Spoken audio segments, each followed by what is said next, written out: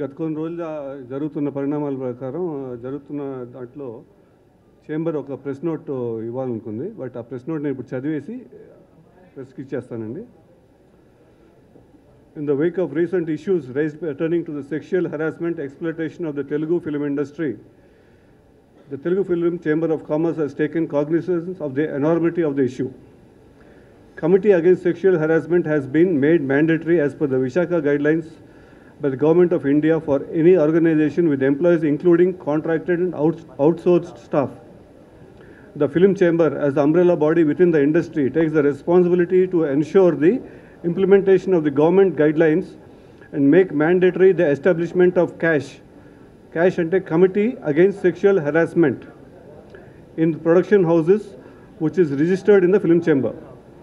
Furthermore, the Film Chamber has taken the initiative to set up a sexual harassment redressal panel, which will comprise of members from the film industry, that is Telugu Film Producers Council, Movie Artists Association, Telugu Film Directors Association, Telugu Film Employee Federation, along with some respected members of the society from various fields like social NGOs, legal, medical and government officials.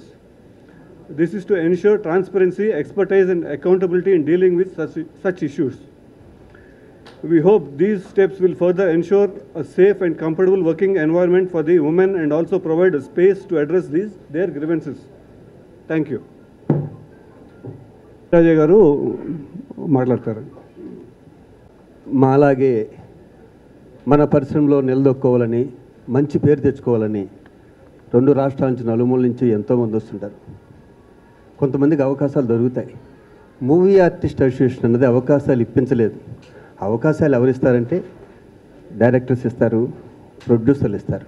ముందుగా ఇది ఎందుకు చెప్తానంటే, మేము movie artist అసోసియేషన్లో తెలుగు వాళ్ళకు ఇదిగో ఇలా మేము వచ్చాక ఇలా బ్రోచర్ చేసి, సార్ మా వాళ్ళు మా ఆర్టిస్టులు చాలామంది సీనియర్స్ కష్టాల్లో ఉన్నారు, వీళ్ళకి వేషాలు ఇప్పించినాయని తేజ గారు లాంటి డైరెక్టర్ని అడిగితే 10 మందికి ఇచ్చారు.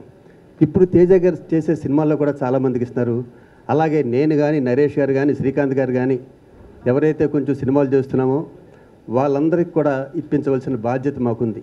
ఈ విషయం ఎందుకు చెప్తున్నానంటే, ఈరోజు మధ్యాహ్నం తేజ గారు నాకు ఫోన్ చేసి, శివాజీ నేను మన శ్రీరెడ్డి గారికి ఆ 2 సినిమాలు ఇస్తానంటే, సార్ మీరు ఇవ్వండి, ఆవిడ మా కుటుంబంలో ఒక వ్యక్తి చిన్న తప్పు చేసింది కదా అని చెప్పి మేము పగలబెట్టుకోమండి.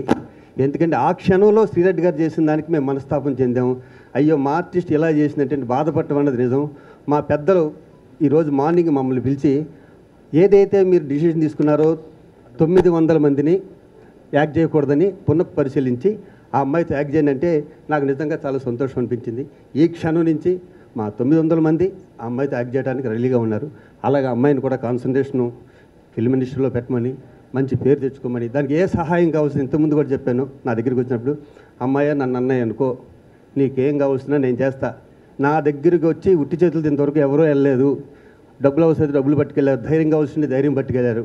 ఏదైనా సహాయం చేయమంటే చేశాను. అలాగే నీకు కూడా చేస్తానని చెప్పడం జరిగింది. ఇప్పటికీ శ్రీరెడ్డి గారి విషయంలో అదే మాట పైన నిలబడి ఉంటాను. శివాజీరాజు అన్న వ్యక్తి ఎవరికి కొమ్ముగాయుడు. ఈ ప్లేస్లో నా తమ్ముడున్నా, నా కొడుకున్నా కూడా డ్రగ్స్ విషయంలో కానీ ఈ విషయంలో కానీ నా ప్రవర్తన ఎలాగే ఉంటుంది. ఇంత జెన్యున్గా ఉన్నాను కాబట్టి మీ ముందెలా చెప్పడం జరిగింది. ఇప్పుడు నాకు ఎందుకు బాధ అంటే, మీ వెనకాల ఎవరైతే నన్ను నమ్ముకున్నారో 35 మంది వృద్ధులు ఉన్నారు. వాళ్ళకి నెల నెల మూవీ ఆర్టిస్ట్ అసోసియేషన్తో సంబంధం లేకుండా, ఇది అప్రస్తుతమైనా కూడా మీకు తెలియాలని చెప్తున్నా. నెల 1వ తారీఖున వాళ్ళకి 3,000 రూపాయలు చేరుతుంటాయి. అంతేకాకుండా ఒక్కొక్క హెల్త్ కార్డు 30,000 రూపాయలు, అది కూడా ప్రతి సంవత్సరం 35 మందికి ఫ్రీగా ఇవ్వడం జరుగుతుంది. ఓల్డ్ ఏజ్ హోమ్ దగ్గరలో పెట్టుకున్న చాలా మంచి కార్యక్రమం ఇది. ఇండియాలోనే ఏ సినిమా ఇండస్ట్రీ చేయనట్టు కార్యక్రమం పెట్టుకున్నాను. మీ అందరూ బ్లెస్ చేయండి. ఈ మంచి పనుల వైపు మమ్మల్ని నడిపించండి. Thank you. శ్రీరెడ్డి గారు, రామ్మ, మాలో కలువు, మేమందరూ నీతో యాక్ట్ చేస్తాం. నువ్వు పైకి మనస్ఫూర్తిగా కోరుకుంటున్నాం. Anyhow, all the best. Thank you. ఏ రూల్స్ ఉన్నాయోనండి ఉందంటే అనౌన్స్ చేయలేదు ఎవరనేది. నేను వాళ్ళందరితో మాట్లాడి వాళ్ళ ఓకే తీసుకున్నాకే అనౌన్స్ చేయగలం.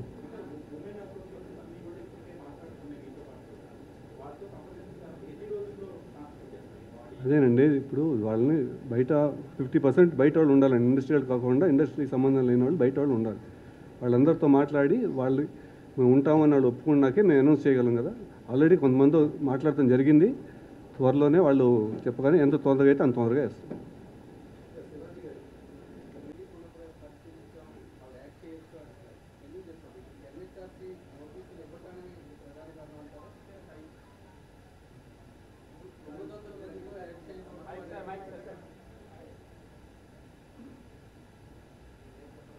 మొన్న కూడా అదే చెప్పాను, ఇప్పుడు నేనేం చెప్పదలుచుకున్నాను అదే చెప్పాను. నేను లిమిట్స్ క్రాస్ చేసి ఇప్పుడు చెప్పలేను. Thank you very much. నిన్న మాట్లాడినట్టు నిన్నున్నట్టు ఈరోజు ఉన్నాం సార్. మనం నిన్న ఆ ఎమోషన్, ఆ అమ్మాయి వచ్చి అక్కడ చేసిన ఎమోషన్ వేరు, అప్పుడు మేము ఫీల్ అయింది ఎమోషన్ వేరు. ఈ 10 రోజుల్లోనూ కొంచెం ఎమోషన్ తగ్గుతాయి. దానివల్ల అయితే ప్రభుత్వం దొరికింది. ఒక నిమిషం.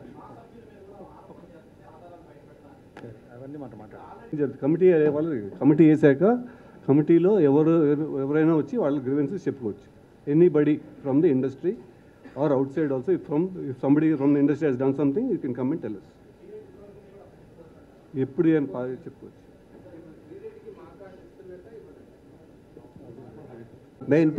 మెయిన్ కార్డ్ అంటే మా కార్డు ఇవ్వటం అన్నది జనరల్ బాడీలో జరుగుతుంది. ఒక్క నిమిషం నేను చెప్పేది మీరు మాట. Be patient. This is not a football match. We are talking nicely. We are giving all our information. There is a committee formed by the entire industry addressing this issue. Sri Reddy or anybody else is welcome to come to the committee. మాట్లాడి వాళ్ళ యొక్క redressal చెప్పుకోవడానికి క్లియర్గా అయిపోయింది. Real టైంలో దీన్ని ఈ committee form చేయడం జరుగుతుంది. అది జమిని కిరణ్ గారు చెప్పింది ఇందాక, కిరణ్ గారు. రెండోది, ఆ రోజు శివాజీ గారు స్పష్టంగా చెప్తున్నారు, మేము ఎమోషనల్గా హర్ట్ అయ్యాం, ఆ మాటలో అన్నాము. కానీ పెద్దలు పిలిచి అడ్వైస్ చేసి ఆ అమ్మాయి కూడా ఇండస్ట్రీలో కలుపుకుపోండి అని చెప్పిన తర్వాత స్పష్టంగా దీన్ని మేము మా లీగల్ సెల్ కూడా ఇంట్రెస్ట్ చేసి దాని మీద పరిశీలించమని చెప్పి she is free to act with anybody అని స్పష్టంగా ఆయన చెప్పేశారు. మళ్ళీ దీంట్లో వస్తున్నా, అది లాస్ట్ పాయింట్. దీని తర్వాత we'll close that point with that. ఆ రోజు మీరందరూ ప్రెస్ మీట్లో ఉన్నారనుకుంటాను, స్పష్టంగా చూపించాం. ఆ అమ్మాయి రాగానే శివాజీ ఆయన ప్రెసిడెంట్ కూర్చుని వెల్కమ్ చేసే అమ్మాయిని మెంబర్షిప్ అప్లికేషన్ ఫామ్ అమ్మాయికి ఇచ్చి ఫిలప్ చేయమని చెప్పి తీసుకున్నప్పుడు అర్థం ఏంటి, వీఆర్ రెడీ టు అడ్మిట్ అని. అయితే దీని రూల్ ఏంటి, once the card application form వచ్చిన తర్వాత ఒక 20-15 వస్తే 3 నెలలకు ఒకసారి జరిగే ఎగ్జిక్యూటివ్లో మేము స్పష్టంగా ఈ యొక్క అన్నిటి పెట్టి రాటిఫై చేస్తాం ఎగ్జిక్యూటివ్. ఇది మా సిస్టమ్. ఆ ఇష్యూ జరిగిన తర్వాత ఈ ఇష్యూ జరగడం వల్ల ఎమర్జెన్సీ ఎగ్జిక్యూటివ్ కూడా పెట్టాం. ఎగ్జిక్యూటివ్లో డిఫర్ అయినప్పుడు ఖచ్చితంగా ఇది జనరల్ బాడీలో కూడా పెట్టి ఆలోచిస్తాం.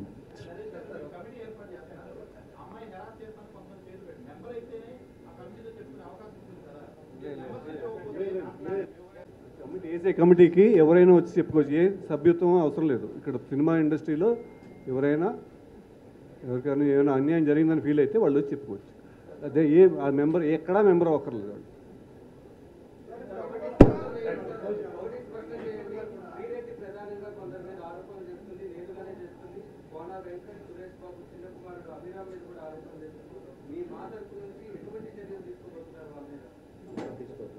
కోన వెంకట మాకు సంబంధం లేదని తీసుకుంటారు.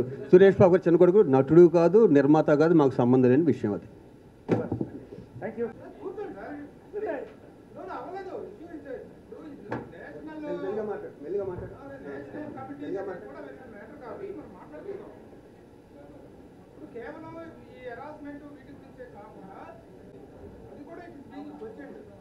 ఇతర రాష్ట్రాల నుంచి ఆర్టిస్టులు ఇతర రాష్ట్రాల నుంచి టెక్నీషియన్స్ తీసుకొని వచ్చేసి ఇక్కడ సినిమాల్లో ఇచ్చేటువంటి అవకాశాలు ఇవ్వడం మీద ఇండస్ట్రీ మొత్తం కూడా చాలా మంది తమ ఆవేదన వ్యక్తం చేస్తారు. దాని మీద కూడా మీరు ఎలా రియాక్ట్ అవుతున్నారు? మా అవుతుందా, కెమెరా అవుతుందా, ఎవరు అవుతారు? What is the answer? మిగతా ఆర్టిస్టులు అనేటువంటి వాళ్ళు మిగతా రాష్ట్రాల ఇందాక ఆల్రెడీ చెప్పారండి, ఆర్టిస్టులకి అవకాశాలు ఇచ్చేది దర్శకులు, నిర్మాతలు. వాళ్ళు తీసే సినిమా వ్యాపారం, మూడంత కోట్లు పెట్టి సినిమా తీస్తున్నారు. వాళ్ళు ఎవరిని పెట్టుకుని తీస్తే వాళ్ళ ఇష్టం. పలానా వాళ్ళని పెట్టుకుని తీయండి, పలానా పెట్టుకొని తీయొద్దని అంటాకి మాకే అధికారం లేదు. గవర్నమెంట్ ఆఫ్ ఇండియాలో కూడా ఒప్పుకోదు. కాబట్టి ఆ నిర్మాతకి, ఆ ప్రొడ్యూసర్కి ఆ డైరెక్టర్కి ఎవరు అవసరమో వాళ్ళని పెట్టుకుని తీస్తారు సార్.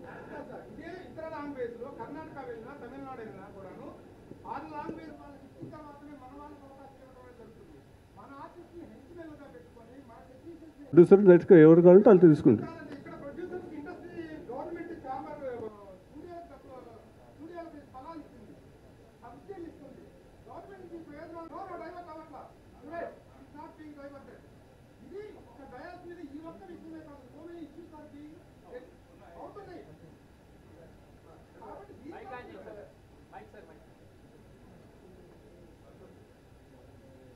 కాబట్టి శ్రీరెడ్డి గారు మాట్లాడారే 70% 75% ఉండాలని.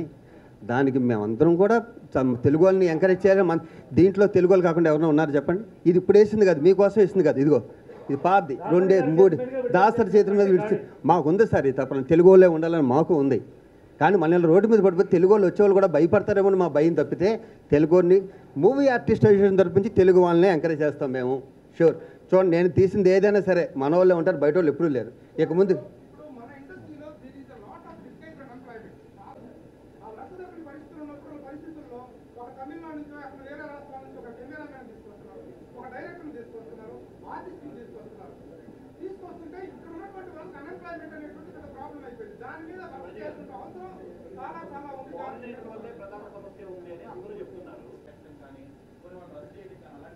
సార్ 4 నెలల క్రితం నేను ఇది విషయం మీద నేను ప్రెస్ అందరికీ చెప్పాను సార్.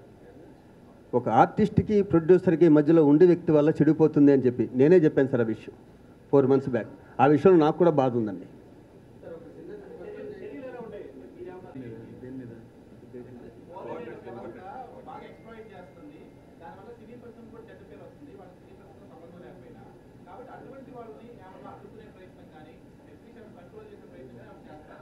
ఒకసారి మేము కౌన్సిలింగ్ కూడా చేయడం జరిగింది. ఫర్దర్ కూడా దీనికి కౌన్సిలింగ్ చేస్తాం. ఎక్కడ అవసరమైతే దాన్ని ఒక సమన్వయంతో దాన్ని హ్యాండిల్ చేస్తాం. ఖచ్చితంగా ఇవన్నీ కూడా సమన్వయంతో చేయాల్సిన అవసరం ఉంది.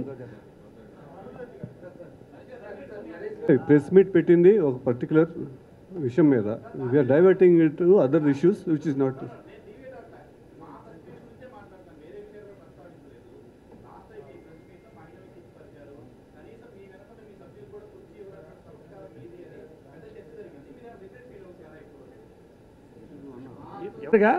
ఆ రోజు ప్రెస్ మీట్లో మా అసోసియేషన్ మహిళలు కూడా ఉన్నారు. చక్కగా మొత్తం యూట్యూబ్లో ఉంది. మీరు ఎక్కడన్నా కించపరిచినట్టు ఉంటే ఖచ్చితంగా తెలియజేయండి. ఒక విషయం, ఆ శివాజీ గారు ఎమోషనల్గా నేను మాట్లాడాను బాధతో అని చెప్పారు. దానికి పరిష్కారం కూడా అయిపోయింది. దయచేసి దీన్ని let us not deviate and drag the issue because this serious press meet wear the industry is formed a committee with the chamber heading the committee toward the redressal of these issues. So this is only regarding that. And ఇందాక మా president గారు చెప్పినట్టు క్లియర్గా we have given full access to the industry to see that it is over. There is no confusion about it. Why you want to drag it? నేను ఇక్కడికి వచ్చిన press meet అయిపోయింది sir. మీరు ఏమంటే నాకు కొంచెం అర్జెంట్ పని ఉంది సార్. ఆయన మాట్లాడతారు. Thank you very much.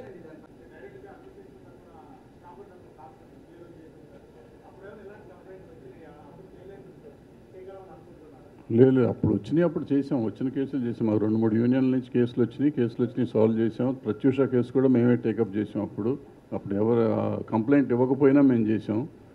మా పరిధిలో మేము చేసాం. తర్వాత కేసులు రాలేదు కాబట్టి మేము సైలెంట్ అయిపోయాం. ఇకపోతే ఆయన ఎవరు అడిగారు ఆ కేసులు. ఇప్పుడు ఇక్కడ అందుకే 10 మంది బయట వాళ్ళని వేస్తాను దీంట్లో. 10 మంది లోపల వాళ్ళు, 10 మంది బయట వాళ్ళు. సో దీంట్లో ట్రాన్స్పరెన్సీ ఉండాలని ఈ కమిటీ చేసేది ఏదైనా సరిగ్గా చేయాలనేది ఉద్దేశం. ఒక పెద్దవాళ్ళు వచ్చారు, పెద్దవాళ్ళు అయితే ఎక్కువ కాదు, చిన్నవాళ్ళు అయితే తక్కువ కాదు. ఎవరికైనా సమన్యాయమే ఉంటుంది. న్యాయం జరగడం కోసమే ఇలాంటి కమిటీలు వేసేది. ఆ న్యాయం జరుగుతుంది.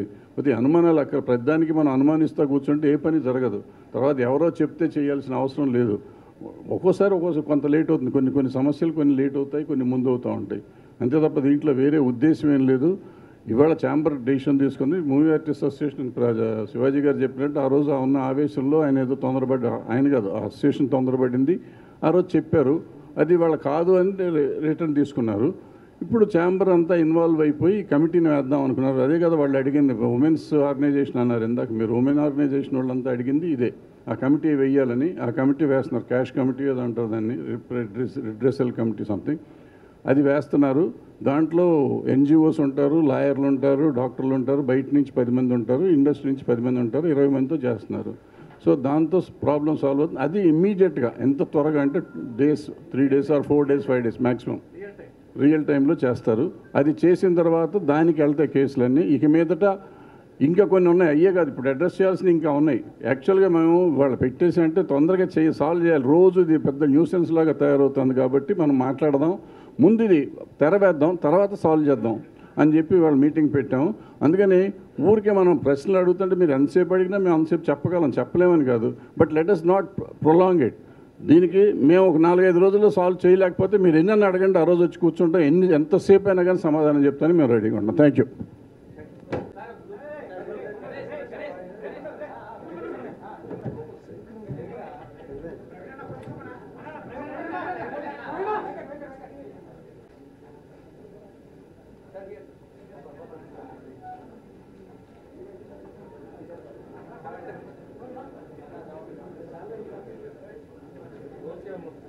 ఈ వీడియో గనుక మీకు నచ్చినట్లయితే లైక్ చేయండి, షేర్ చేయండి అండ్ సబ్స్క్రైబ్ చేయండి.